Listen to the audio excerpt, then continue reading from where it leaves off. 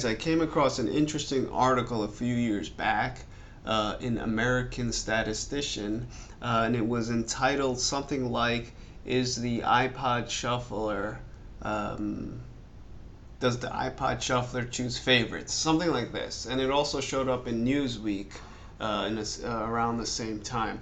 So I thought maybe it would be interesting to use R and simulate a shuffle of songs in a library into a shuffled playlist, if you will. So let's say we have let's say we have 3,000 songs. So let's entitle this Shuffling. Okay, we have 3,000 songs in our library, and we want to choose 20 of them randomly.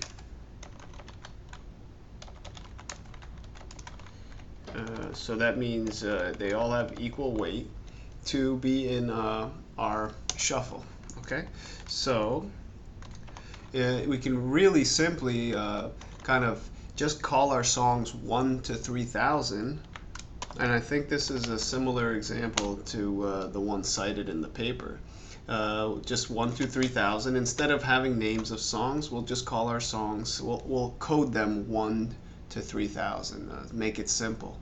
And then basically we want to sample from those 3,000 songs 20 songs. So there's a function in R called sample that'll let us sample.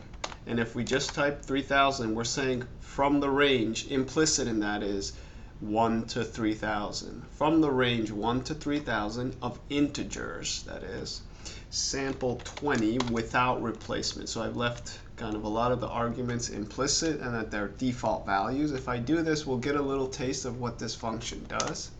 And as you can see, so the first song in this playlist was song 1721. Presumably that has a name and that is an actual song.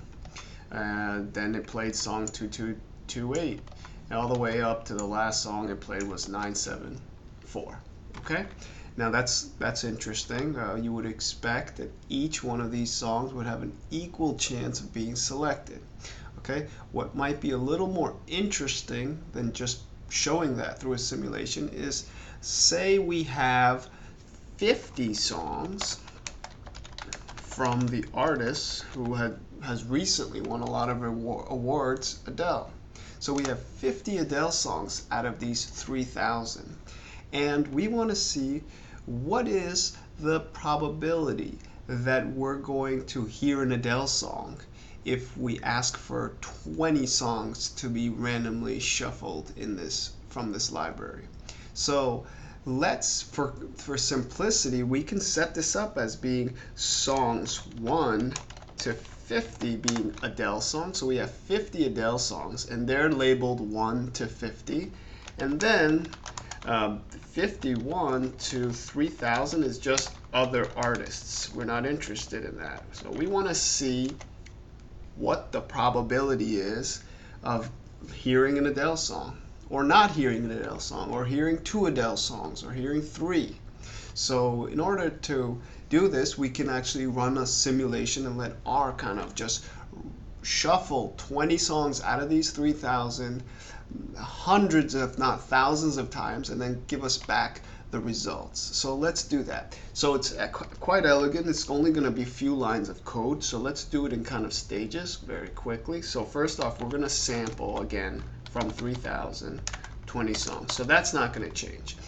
But if what we're interested in is not exactly seeing the 20 songs that were selected like we did up here, but rather seeing whether an Adele song was played in the playlist. So what we could do here is we could say greater than or less than or equal to 50. And if we do this, we will get a logical vector, okay? And we see that in this particular playlist, an Adele song didn't show up at all. Let's run it again. Not again. And again. No trues yet. Ah, here we go. By the 4th playlist, or 5th, we actually got an Adele song in our shuffle I keep calling it a playlist. This is a shuffle, okay? So what if we could actually replicate this like I just did 5 times, but not have to see it and only just see the totals in the end? So there's a function. Let's wrap this with a replicate. Let's replicate this 10,000 times. Okay, I'm tempted to go more, but let's just start with 10,000. Let's replicate this 10,000 times, and what we actually want, actually before we replicate it, we're not interested in this vector per se, but how many true false trues we got. So if I wrap this in a sum, I'll actually get the count. So in this playlist, this shuffle, Adele song showed up twice. Okay, so that's what I'm really interested in. How many times an Adele song shows up, if at all. 0, you see that it didn't show up at all. And then I want to replicate this. So let me wrap this now with a replicate, and I'm going to replicate it. What did I have? 10,000. Let's make it 100,000 times. Okay, and be careful if I hit enter here, I'm going to get all this output. Let's actually save this to a vector called x. Okay, and as you can see, it's running, and that's all the time it took. I didn't even pause the video. It's really quick. So what I'm interested in now is looking at a table of x. So I see that an Adele song showed up no times in 71,407 shuffles.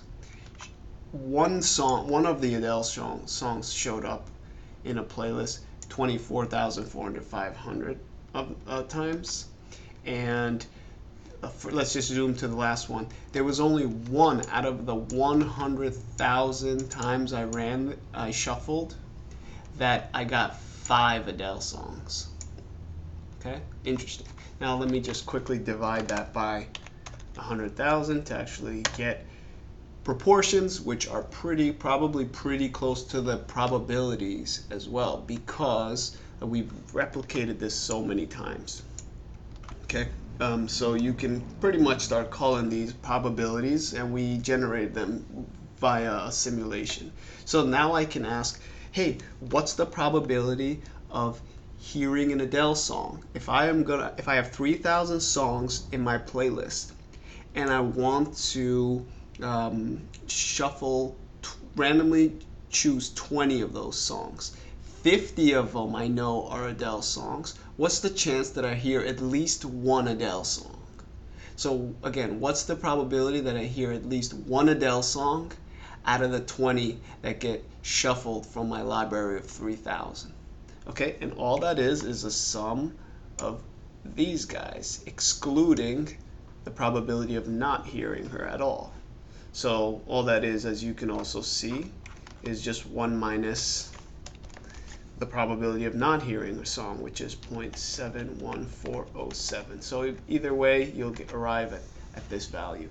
So there's about a 29% chance that at least one Adele song ends up in my playlist. Okay, so I hope this was interesting. So like I said, I came across this in a paper that was looking for whether the iPod shuffler was showing favorability towards certain artists. I chose to kind of similar numbers, but chose to include Adele instead of the artist that they were studying. But this is very simple to kind of play with in R, and actually what I wanted to do was also, perhaps in the follow-up video, is actually, maybe I'll make it a part 2, see if we can improve on this shuffle, maybe include information about ratings, like star ratings that we've given songs in our library. So to see how we can improve on this, be sure to watch part 2. Okay, so hope this was helpful. Subscribe, share, comment, and have a great day.